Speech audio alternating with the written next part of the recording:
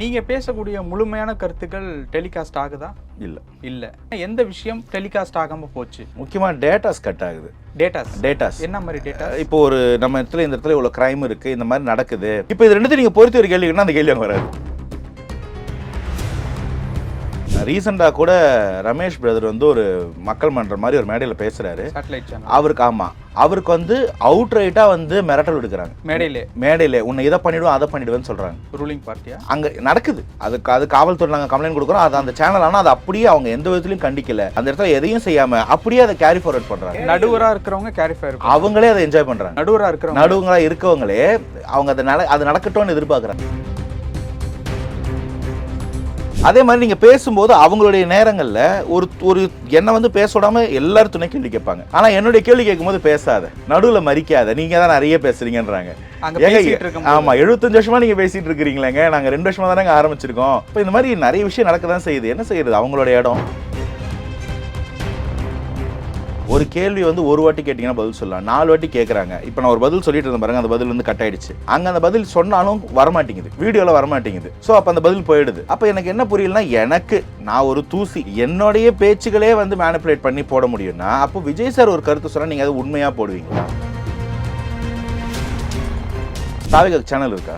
இல்ல. மற்ற கட்சிகளுக்கு இருக்காங்க. அவங்க வந்து ஒரு சார்பா இருப்பாங்களா இல்ல நார்மலா நியூட்ரலா இருப்பாங்களா? மெயின் அவங்க சார்பு. அப்ப இவங்க யாரை நாங்க கூப்பிட்டு பேசணும்னு கேக்குறேன். நீங்க நியூட்ரல்னு சொன்னா நாங்க ஒருத்தரை கூப்பிட்டு ஒருத்தர் கூட இருக்க முடியுமா? நியூட்ரல்ல இருக்கிறவங்களும் ஒரு நியூட்ரலான சேனல்ல இருந்தவங்களும் இன்னைக்கு அதை ரிசைன் பண்ணிட்டு எடிட்டரா இருந்தவங்க இன்னைக்கு நான் திமுக சோம்பு அண்டான்னு போறாங்களா இல்லையா? யாரை நீங்க நம்ப சொல்றீங்கன்னு கேட்குறேன். பிரஸ் பீப்புள்ல மேல எனக்கு ஒரு பெரிய மரியாதை இருக்கு. ஆனா அங்கேயும் சில பேர் அஜெண்டா ட்ரிவனா இருக்கிறாங்களான்னு கேட்டா இருக்கிறாங்க. மக்கள் உங்களை பார்த்துக்கிட்டு இருக்காங்க. இதை விட ஒரு அநாகரிகமான அரசியல் இருக்குமான்னு எனக்கு தெரியல. எனக்கு வலிக்குது. நான் அரசியலுக்கு புதுசு, ஆனா நீங்களாம் இப்படிதான் அரசியல் பண்ணுவீங்களா அப்படின்றத பாக்குறேன். அப்ப இதுக்கு முன்னாடி நீங்க அழுததையும் புலம்புனதெல்லாம் கூட அரசியல் தானோன்ற சந்தேகம் எனக்கு இன்னைக்கு வருது.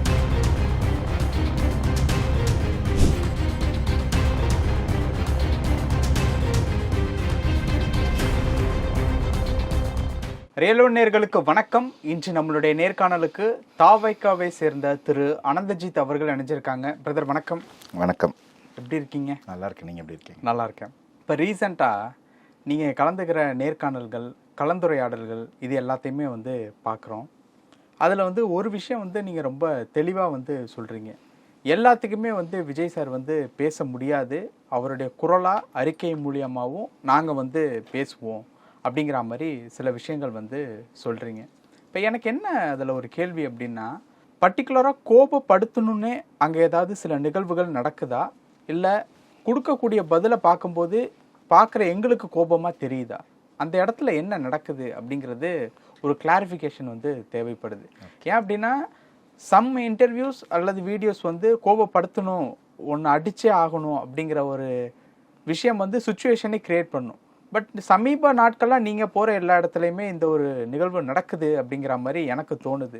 என்ன நடக்குது? இல்லை, அடிப்படையில் நான் கோவப்படுறதுலாம் இல்லை. எனக்கு கொஞ்சம் சீக்கிரம் வேர்த்துடும். அந்த லைட்லாம் வேறு நிறைய போடுறாங்க. எப்போ ஏசி கூலிங் குறைஞ்சாலும் நான் வேர்த்துடுது. அது ஒரு 2 ஹவர்லாம் ஷூட் போகுது சில வீடியோஸ்லாம். ஆனால் நீங்கள் அப்புறம் எடிட் பண்ணும்போது 1 ஹவர் 10 நிமிஷம் அப்படி போடுறாங்க. ஸோ ஆப்வியஸ்லி எக்ஸாஸ்டிவாக இருக்கும். அதனால் மேபி டயர்டாக இருக்கும். பட் கோவப்படுறதில்ல. கோவப்படுத்தணுன்ற முயற்சியில் யாரும் பேசுகிற மாதிரியும் எனக்கு தோணலை. அவங்கவுங்க கேள்வி வைக்கிறாங்க. பட் கேள்விக்குள்ள அர்த்தங்களும் உள்ளர்த்தங்களும் பொதிஞ்சு இருக்கான்னு கேட்டிங்கன்னா கண்டிப்பாக இருக்குது. தாவேக்கா அப்படின்ற ஒரு கட்சியோட பேச்சு எடுக்கணும்னாலே அவங்கக்கிட்ட வந்து ஒரு ஸ்டீரியோ டைப்டாக ஒரு 4 விஷயத்தை எடுத்து வச்சுக்கிறாங்க. விஜய் சார் எப்போ ப்ரெஸ் மீட் கொடுப்பாரு? நான் பதிலுக்கு திரும்ப இதே தான் கேட்குறேன். உதயநிதி ஐயாவையும் முதல்வர் ஐயாவையும் நான் ஒரு 4 ஜேர்னலிஸ்ட் அனுப்புகிறேன், அதுக்கு ஒரு ப்ரெஸ் மீட் கொடுக்க சொல்லுங்கள். இல்லை, இப்போ அருங்காட்சியகம் தொடக்கிறதுக்காக பல ஊர்களுக்கு, சில ஊர்களுக்கு வந்து முதல்வர் அவர்கள் போகிறாங்க. சென்னை ரிலேட்டபிளாக குளத்தூர் இந்த மாதிரியான இடத்துக்கு வரும்போது ஒரு சின்ன ஒரு பைட் மாதிரியாவது கொடுத்துட்டு போகிறாங்கல்ல. ப்ரெஸ் மீட்டிங் அப்படிங்கிறத என்ன எதிர்பார்க்குறீங்க? இல்லை, நான் சொல்கிறது இந்த ப்ரெஸ் மீட்ன்றது ப்ரெஸ் மீட்டே கிடையாது. இது ஒரு ஆர்கஸ்ட்ரேட்டட் பைட். இவங்க என்ன கேட்கணும் நீங்கள் பார்த்துருப்பீங்க பல இடங்கள்ல. அவங்க வந்து கேள்விகள் பதில் எல்லாம் பேப்பரில் வச்சுக்கிட்டு யார் கேட்குறா என்ன கேட்குறான்றது பார்க்காம கீழே என்ன பதில் இருக்கிறோ அதை வாசிக்கிறது, அதை முன்ன பின்ன நம்பர் போடுறதெல்லாம். நான் சொல்கிற விஷயம் ப்ரெஸ் மீட் கொடுக்கணும் கொடுக்கூடாதுன்ற அவங்க தனிப்பட்ட விஷயம். இப்போ நான் சொல்கிறேன், யாரும் ப்ரெஸ் மீட் கொடுக்காதீங்க இதுக்கப்புறம் அப்படின்னு நான் ஒன்று சொன்னால் அதை ஏற்றுப்பாங்களா? ப்ரெஸ் மீட்லேயே அரசியல் பண்ணுறவங்க, ப்ரெஸ் மீட்லேயே வாழ்கிற தலைவர்கள்லாம் இருக்கிறாங்க. அது உங்களுடைய வே ஆஃப் அப்ரோச். இவர் ஒரு இடத்துல வந்து ரீச் பண்ணி ஒரு வந்ததே அவ்வளவு வந்து இவங்களால வந்து ஒரு பாதுகாப்பு கொடுக்க முடியலன்னா ஒரு ப்ரெஸ் கான்ஃபரன்ஸ் எப்படி வந்து ஒரு ஒரு அஜெண்டா ட்ரிவனாக இல்லாமல் நடக்கும்? ப்ரெஸ் பீப்புளில் மேலே எனக்கு ஒரு பெரிய மரியாதை இருக்குது. ஆனால் அங்கேயும் சில பேர் அஜெண்டா ட்ரிவனாக இருக்கிறாங்களான்னு கேட்டால் இருக்கிறாங்க. எந்த இடத்துலையும் எந்த பிரச்சனையும் இப்போ இன்றைக்கி வரைக்கும் கேட்குறேன், நீங்கள் எல்லா டிவிலையும் செவிலியர்கள் பிரச்சனையோ, மருத்துவர்கள் பிரச்சனையோ, ஆசிரியர்கள் பிரச்சனையோ, இல்லை தூய்மை பணியாளர்கள் பிரச்சனையோ பேசப்படுதா? அவங்க எப்போ அரெஸ்ட் ஆகிறாங்க, எவ்வளோ நேரம்? இத்தனைக்கும் இன்றைக்கி நம்மக்கிட்ட சோஷியல் மீடியான்றது அவ்வளோ ஸ்ட்ராங் வெப்பன். இருக்கிற எல்லாட்டையும் ஒரு ஃபோன் இருக்குது, அந்த ஃபோனில் ஏதோ ஒரு சோஷியல் மீடியா இருக்குது, அது மூலமாக கருத்துக்கள் எப்படியும் பகிருது. இப்போவே இந்த அளவில் வந்து ஒரு கொடுங்கோல் ஆட்சி இருந்ததுன்னா, இப்போ இதை மறைக்கிது ஊடகம்னா இவங்க நடுநெறி தராமல் இருக்கிறாங்கன்னா நம்பணுமா? இப்போது ஒரு ப்ரெஸ் மீட் இவங்க கேட்கறதுக்கு எனக்கு என்ன பாயிண்ட்னா, அது அவர் இஷ்டம். அவர் மக்களை நம்பி அரசியலுக்கு வர்றாரு, மக்கள் அவரை நம்பி ஓட்டு போடுறாங்க. நடுவில் இருக்கிற ஊடகங்களுக்கு ஒரு பெரிய கடமை இருக்குது. ஆனால் அதை அவர் ஸ்கிப் பண்ணுறது அவரோட இஷ்டம். அவர் மக்களை டைரெக்டாக சந்திக்கிறாரு, மக்கள் சந்திப்பு மீட்டிங்கில் பேசுகிறாரு. அவர் அப்படி தான் மக்கள்கிட்ட ஏதாவது தனிப்பட்ட கருத்து சொல்லணும்னா காணொலிகள் ரிலீஸ் பண்ணுறாரு. பேசி தான் ஆகணும்னு எப்படி சொல்ல முடியும்? இதனோட முதல் கேள்வி. ரெண்டாவது, அவர் இன்னைக்கு வரைக்கும் பேசலை. இதனாலையும் அந்த ஒரு கலந்துரையாடலாக இருக்கட்டும், நேர்காணலாக இருக்கட்டும், கொஞ்சம் பரபரப்பாக இல்லை கொஞ்சம் காட்டமாக சொல்கிற மாதிரி ஒரு சுச்சுவேஷன் அங்கே நடக்குது. இல்லை, நான் ரொம்ப யதார்த்தமாக தான் சொல்கிறேன். அவங்களுக்கு வந்து ஒரு கேள்வி வந்து ஒரு வாட்டி கேட்டிங்கன்னா பதில் சொல்லலாம், 4 வாட்டி கேட்குறாங்க. இப்போ நான் ஒரு பதில் சொல்லிட்டு இருந்தேன் பாருங்க, அந்த பதில் வந்து கட் ஆயிடுச்சு. அங்கே அந்த பதில் சொன்னாலும் வரமாட்டேங்குது, வீடியோவில் வரமாட்டேங்குது. ஸோ அப்போ அந்த பதில் போயிடுது. அப்போ எனக்கு என்ன புரியலன்னா, எனக்கு நான் ஒரு தூசி என்னுடைய பேச்சுகளே வந்து மேனிப்புலேட் பண்ணி போட முடியும்னா, அப்போ விஜய் சார் ஒரு கருத்து சொன்னால் நீங்கள் அது உண்மையாக போடுவீங்களா? அந்த இடத்துல அஜெண்டா ட்ரிவனாக இல்லாதவங்க இருக்க மாட்டாங்களா? அப்போ இந்த கேள்விகளுக்கெல்லாம் எதுக்கு அவர் என்டர்டெயின் பண்ணணும்னு அவர் இருக்கிறார். எனக்கு அதில் அப்படி தான் புரியுது. இதில் எல்லாத்தையும் அடிநாத்தில் ஒன்று சொல்கிறேன், ப்ரெஸ் மீட் கொடுக்கணுமானா கொடுக்கணும். அவர் எப்போ கொடுக்கணுன்றது அவர் கால். இப்போ இன்னைக்கு இப்போ இப்படியேன்றதில் வந்து யாரை டிக்டேட் பண்ண முடியும்? நான் அவர் பண்ணுவார், அவர் பண்ணும்போது பண்ணுவார். நீங்கள் இப்படி பண்ணியே ஆகணும்னு எப்படி சொல்ல முடியும்? முதல் விஷயம், அரசாங்கத்தில் பொறுப்பில் இருக்கிறவங்க தான் மக்களின் சேவகர்கள். அந்த இடத்துக்கு ஆஸ்பயர் ஆகிறவர் தான் விஜய் சார். அரசாங்கத்தில் ஆளுமையில் பவரில் இருக்கிறவங்க ப்ராப்பராக ப்ரெஸ் மீட் கொடுக்குறாங்களா? எல்லா கேள்விகளுக்கும் பதில் வருதா? எல்லா போராட்டங்களும் அட்ரஸ் ஆகுதா? டெல்லியில் நடந்த விவசாய போராட்டங்களுக்கு மோடி என்னைக்காவது பதில் சொல்லியிருக்காரா? ப்ரெஸ் மீட்டுக்கு என்னைக்காவது ஒன்றாரா? ஒரு பக்கம் வைங்க. இப்போ தமிழகத்தில் நடக்கிற தூய்மை பணியாளர்கள் போராட்டத்துக்கோ, செவிலியர்கள் போராட்டத்துக்கோ வாக்குறுதி கொடுத்த திமுக அதை என்னைக்கு பிரஸ் மீட்ல பேசினார் முதல்வர்? இவங்க 2 பேரும் நம்ம வச்சு நம்மளால் எலெக்ட் ஆக்கப்பட்ட நம்மளுடைய இன்னைக்கு இருக்க ரூலர்ஸ், பிரதிநிதிகள். அவங்களுக்கே அந்த பொறுப்பு இல்லைன்னும் போது, அப்ப அந்த பிரஸ் இதை கேட்கலன்னும் போது இந்த பிரச்சனை எப்படி நம்புறது? நியாயத்துக்கு இதுக்கு பதில் சொல்லணும் இல்லைங்க. இந்த பிரச்சனைக்கு இவர் பதில் சொல்ல, இந்த பிரச்சனைக்கு இவர் பதில் சொல்ல, அப்ப இந்த பிரஸ் மேல அந்த இடத்துல ஒரு 10% பேர் மேல சந்தேகம் வராம இருக்குமா? அப்போ அந்த சந்தேகத்தை அவர் வந்து இவங்களை புறக்கணிக்கிறார். நாளைக்கு அவர் முதல்வர் ஆயிட்டோம், ப்ரெஸ் கேட்கலாம், அப்போ சொல்லுங்க. இன்னைக்கு அவர் ஒரு கட்சி தலைவர், அவருடைய ஆக்டிவிட்டிஸ் இருக்குது, அவருக்கு ஈவென்ட் இருக்குது, கட்சி பணிகள் இருக்குது, மக்களை சந்திக்கிறாரு.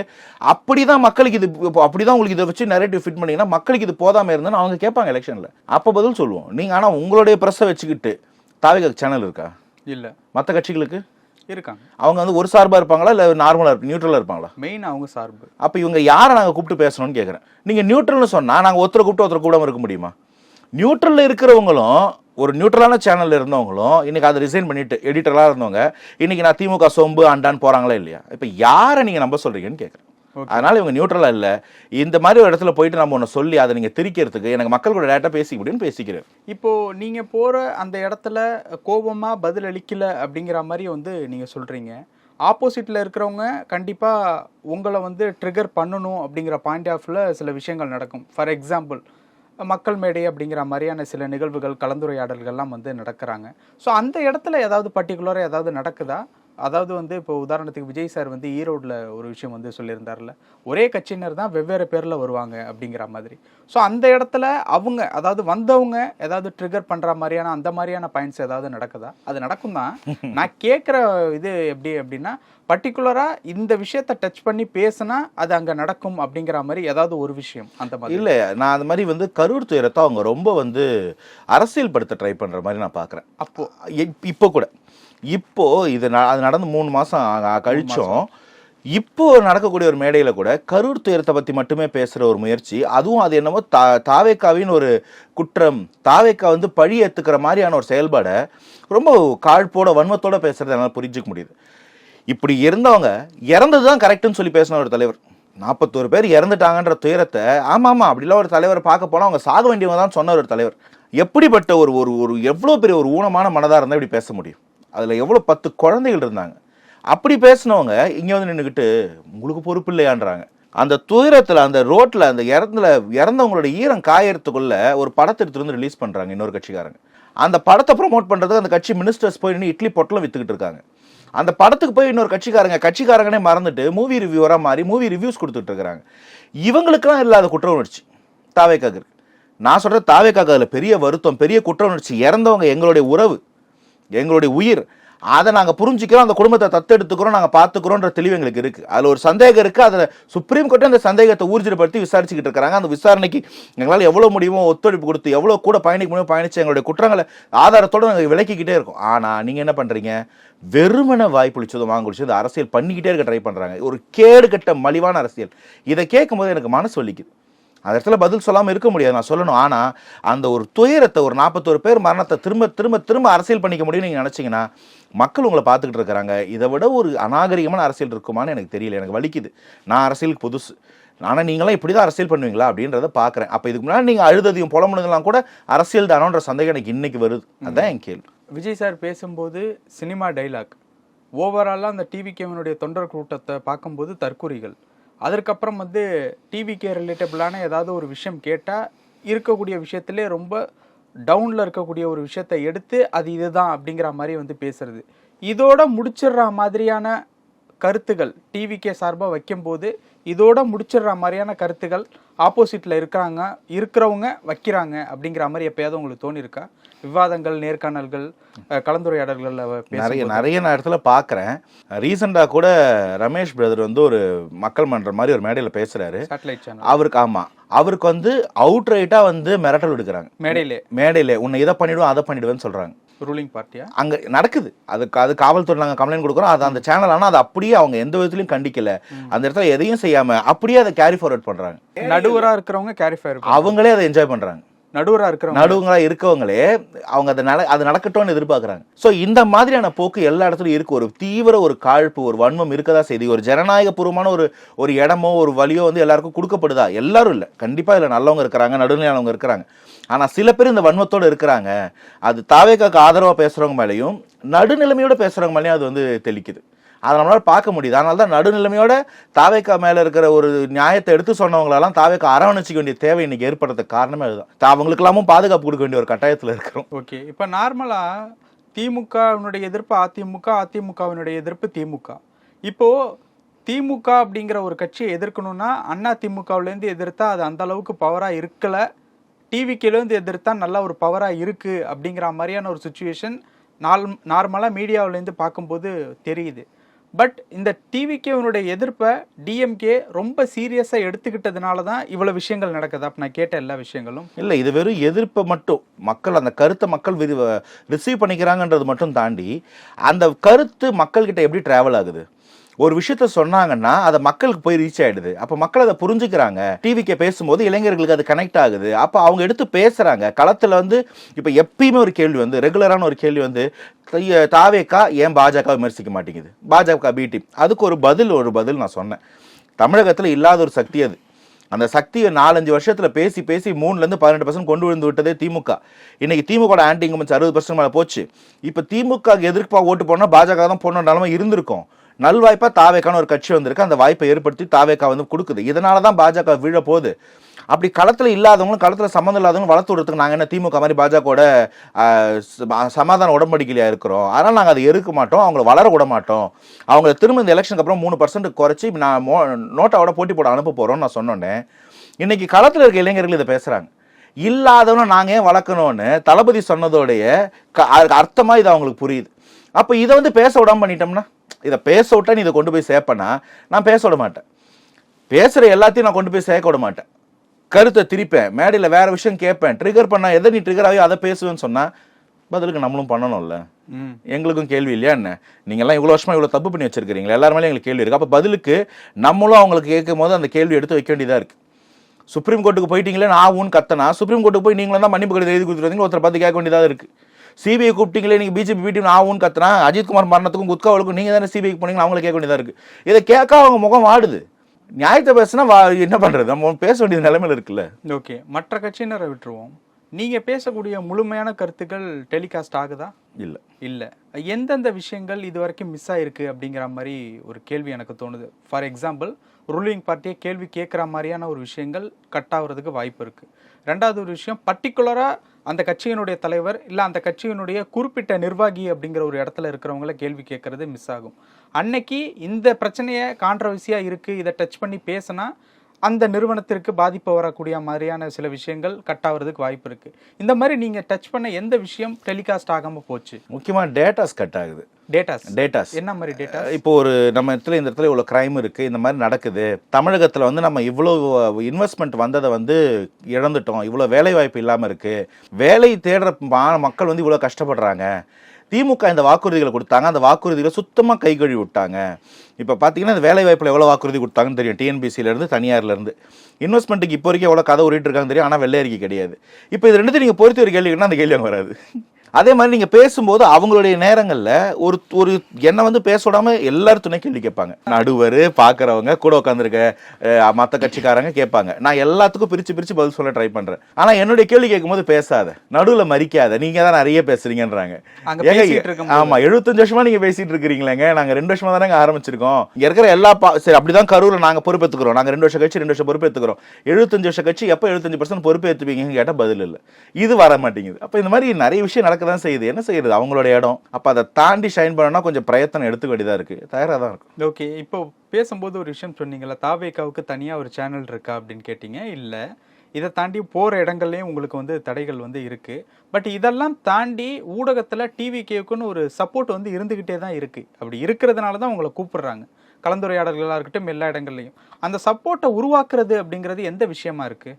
மக்கள் சக்தி, மக்கள் தாவேக்கா கொடுக்கக்கூடிய வரவேற்பு. இன்னைக்கு தாவேக்கா இல்லாம மற்ற 3 கட்சிகளை வச்சு ஒரு டிபேட் பண்றீங்க அப்படின்னா, திமுக, அதிமுக, நாம் தமிழர், அப்ப பிரைம் பொலிட்டிக்கல் ஃபோர்ஸா இருக்க தாவேக்கா எங்க பண்ற கேள்வி எழுப்பப்படுது.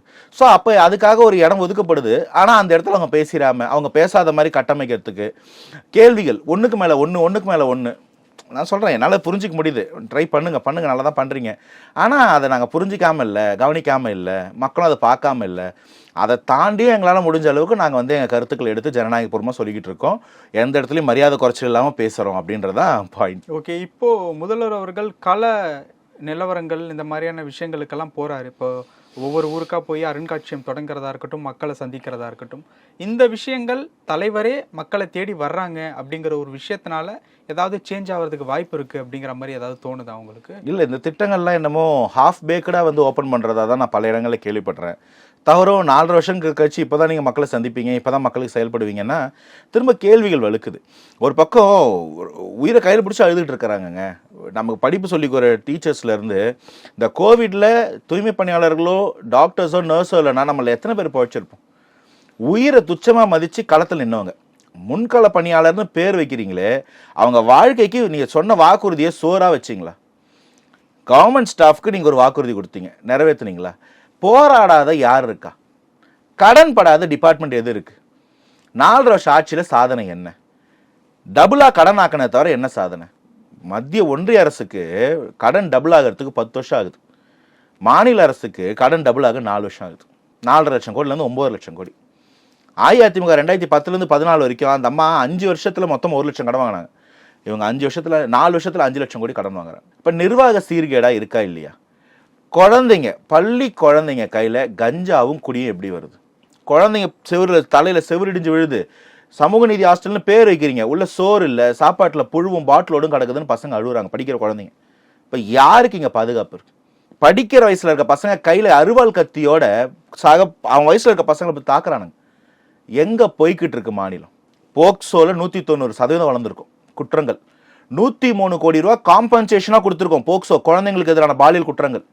109% பெண்களுக்கு எதிரான குற்றங்கள் வளர்ந்துருக்கு. 40% குற்றங்கள் வந்து பெண்களுக்கு நேராக வந்து சாட்டப்படுது. 51% விதவை பெண்கள் பாதுகாப்பாக உணரலன்னு சொல்லி அழுகுறாங்க. தமிழகத்தில் காவல்துறை பற்றாக்குறையாக இருக்குன்னு ரிப்போர்ட் சொல்லுது. ஜெயிலில் இருக்கிற போலீஸ் கஸ்டடியல் டெத்தில் நம்பர் 1, ஜுவனைல் டெத்தில் நம்பர் 1, ஜுவனைல் கிரைமில் நம்பர் 1. மால் நியூரிஷ்மெண்ட், பசங்களுக்கு புவா பத்தலை, 15% குழந்தைங்க வந்து போதுமான சத்து இல்லாமல் இருக்கிறாங்க. எல்லாத்துலேயும் கிட்டத்தட்ட நம்பர் 1. கேட்டால் சில டேட்டாவில் நம்பர் 2, நம்பர் 3 தான். உத்தரப்பிரதேச பாருன்னுவோம். 25 கோடி இருக்கிற பாப்புலேஷனில் 100 கொலை நடக்கிறதுக்கும் 7 கோடி பேர் இருக்கிற இடத்துல 80 கொலை நடக்கிறது வித்தியாசம் இல்லை. இதை எதையுமே பேச விட மாட்டோம், பேசினா கேட்க விட மாட்டோம்னா போ நாங்கள் வீடு வீடாக போய் கதவு தட்டி சொல்லுவோம், அப்புறம் என்ன பண்ணுங்கன்னு பார்ப்போம்.